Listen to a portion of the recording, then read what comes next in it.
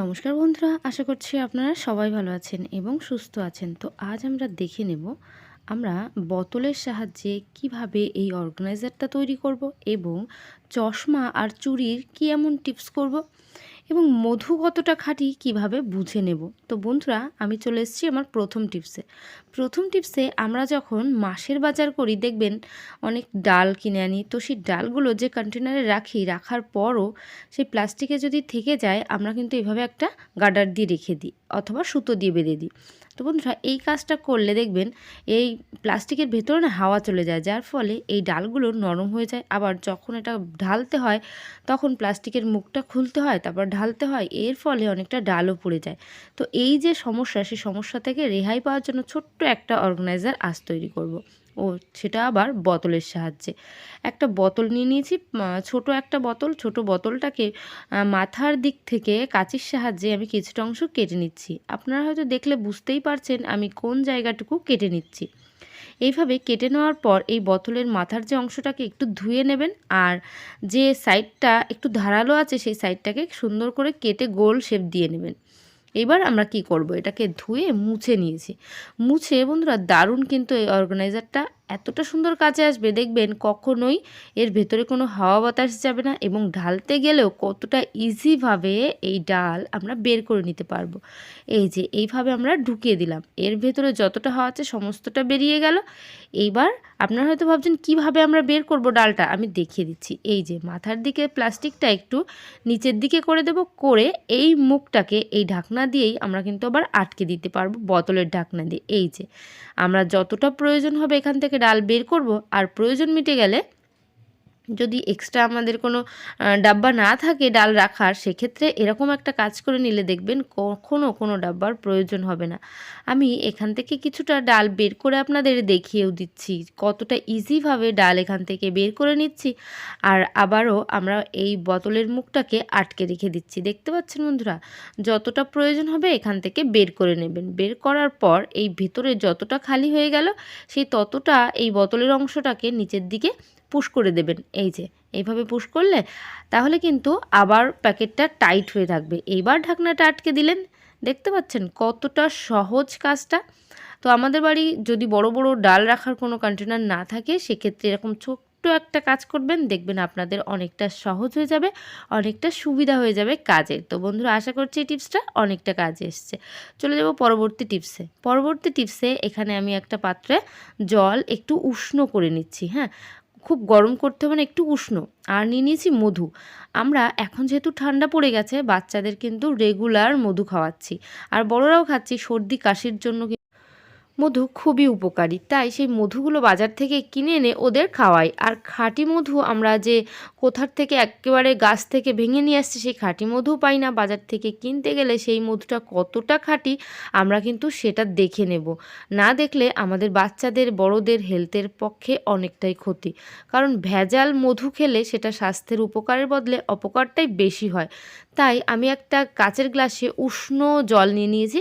সেই উষ্ণ জলের মধ্যে সেই মধু চামচে করে আমরা যদি এইভাবে ঢেলে দিই, বন্ধুরা দেখতে পাচ্ছেন একেবারে মধু যখন ঠিক থাকে সেই মধুটা নিচেই গিয়ে বসে যায়। তো আপনারা যখন দেখবেন উষ্ণ জলের মধ্যেও নিচে গিয়ে মধুটা বসে যাচ্ছে, তখন আপনারা কিন্তু খুব সহজে বুঝতে পারবেন মধুটা একেবারে খাঁটি মধু।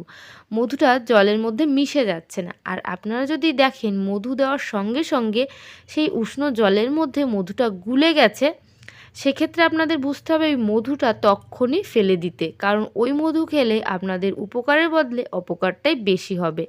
তাই বলছি বন্ধুরা, আমরা বাচ্চাদের যখন যেটা খাওয়াই একটু চেক করে নিয়েই আমাদের খাওয়ানো উচিত, কারণ ওদের শরীরটা কিন্তু খুবই তাড়াতাড়ি খারাপ হয়। তাই বন্ধুরা, আশা করছি এই টিপসটা আপনাদের অনেকটা কাজে আসবে। চলে যাব পরবর্তী টিপসে দেখবেন আমরা যে ছোট ছোট কন্টেনারগুলো কিনি বিস্কুটগুলো রাখার জন্য, বিস্কুটগুলো কিনে আনার পর সেই বিস্কুটগুলো কিন্তু অনেকটা শক্ত থাকে।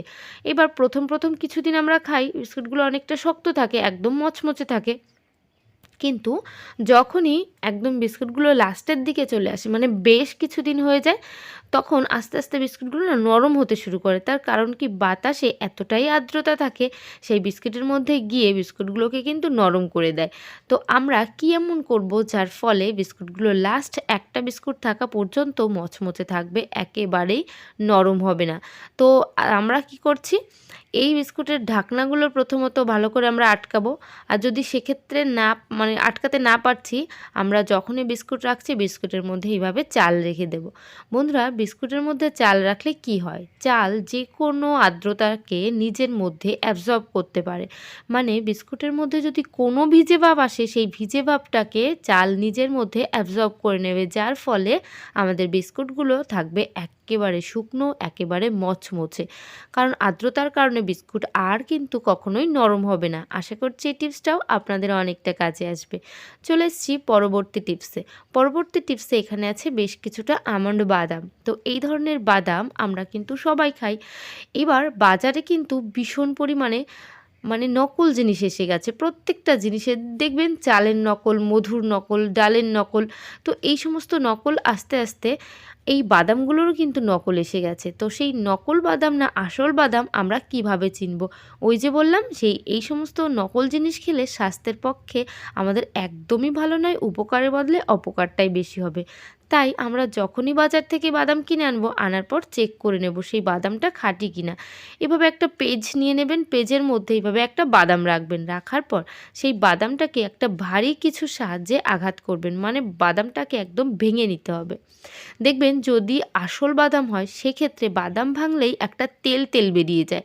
তো সেই তেলটাই কাগজের মধ্যে কিন্তু লেগে যাবে। আর যদি দেখেন একেবারে শুকনো বাদাম, কোনো তেল লাগছে না, তখনই সেই বাদামগুলোকে আর ব্যবহার করবেন না, ফেলে দেবেন। আমি শক্ত একটা অংশ দিয়ে এখানে আঘাত করছি, আঘাত করার সঙ্গেই কাগজটা অলরেডি কিন্তু ভিজে যাচ্ছে তেলে।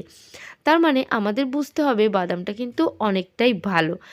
এই যে দেখতে পাচ্ছেন, বাদাম ভাঙার পর এই যে তেল তেল যদি কাগজের মধ্যে লেগে যায়, আপনারা কিন্তু নিশ্চিন্তে সেই বাদাম খেতে পারেন। তো বন্ধুরা, আশা করছি এই টিপসটাও অনেকটা কাজে আসবে। ভালো লাগলে কমেন্ট করতে কিন্তু একদম ভুলবেন না। আপনাদের একটা কমেন্ট আমার নতুন নতুন ভিডিওকে উৎসাহ দেয় আরও। তো এখানে চলে এসেছি পরবর্তী টিপসে। পরবর্তী টিপসে বেশ কিছুটা মেটালের চুড়ি নিয়ে নিয়েছি। দেখবেন যে সমস্ত চুড়ি আমরা ব্যবহার করি অনেক সময় এরকম কালার চটে যায়, পুরনো হয়ে যায়, ছোট হয়ে যায়, তখন সেই চুড়িগুলোকে আমরা ফেলে দিই, কাজে লাগাই না। তো বন্ধুরা, এই বাতিল চুড়িগুলো আমরা কিন্তু দারুণ কাজে লাগাতে পারি। কি কাজে লাগাবো সবটাই দেখবো। আর এখানে আছে চশমা। তো এখন দেখবেন শুধু বাড়ির বয়স্কদের চোখেই যে চশমা আছে এমনটি নয়, ছোট ছোট বাচ্চাদের চোখেও চশমা উঠে গেছে। তো এই যে চোখের প্রবলেমের কারণে চশমাগুলো ব্যবহার করে, চশমা ব্যবহার করতে করতে যদি কখনও চশমার এই বক্সটা হারিয়ে যায় অথবা ভেঙে যায়, সেক্ষেত্রে চশমাগুলোকে কিন্তু আমরা এখানে ওখানে রেখে দিই। এর ফলে কি হয়, এর ফলে আমাদের চশমার কাচের মধ্যে স্ক্র্যাচ পড়তে শুরু করে। তো স্ক্র্যাচ পড়লে ভালো দেখতে পাই না, তখন মনে হয় আবারও নতুন করে চশমা কিনে আনি। তো তার জন্য কিন্তু বেশ কিছুটা ফালতু টাকা পয়সা খরচা হয়। কারণ চশমাগুলো তো আমাদের খারাপ হয় না, কিন্তু এতটাই স্ক্র্যাচ পড়ে যায় এখানে ওখানে রাখার জন্য মনে হয় খারাপ হয়ে গেছে। তো আমরা কি করব বন্ধুরা, চশমাগুলোকে আমরা এইভাবে ব্যবহার করার পর যদি বক্স না থাকে, কিনে আনতে পারছেন না সেই মুহূর্তের জন্য, আপনারা কি করবেন, আপনারা চশমাগুলোকে ব্যবহার করলেন, যখন খুলে রাখতে হবে তখন একটা চুড়ির ব্যবহার করবেন। এখানে ওখানে খুলে না রেখে এই চুড়িটার সাহায্যে যদি আপনারা চশমাগুলোকে একটা জায়গায় হ্যাং করে রাখতে পারেন, যে কোনো একটা বেডের কর্নারে অথবা ড্রেসিং টেবিলের পাশে এইভাবে একটা হুক ঝুলিয়ে দেবেন। সেই হুকের মধ্যে একটা চুড়ি রেখে দেবেন। চশমাটা পরছেন, যখন খুলে রাখছেন এখানে ওখানে খুলে না রেখে চুড়ির মধ্যে এইখানটায় ঝুলিয়ে রেখে দেবেন। তাহলে দেখবেন চশমাটা খুব ভালো থাকবে, কোনো স্ক্র্যাচ পড়বে না। চশমা যে নতুন কিনতে হবে ফালতু টাকা খরচা করে, সেইটাও আর চিন্তা করতে হবে না। তো বন্ধুরা, আশা করছি চুড়ির এই টিপসটা আপনাদের অনেকটা কাজে আসবে এবং অনেকটা ভালো লেগেছে। ভালো লাগলে কমেন্ট করতে ভুলবেন না এবং পরিবারের সবার সঙ্গেও শেয়ার করবেন। তো বন্ধুরা, আজকের ভিডিও আমি কিন্তু এখানে শেষ করছি। আশা করছি সবাই ভালো থাকবেন, সুস্থ থাকবেন। আবার নেক্সট কোনো ভিডিওয় আপনাদের সঙ্গে খুব তাড়াতাড়ি দেখা হবে।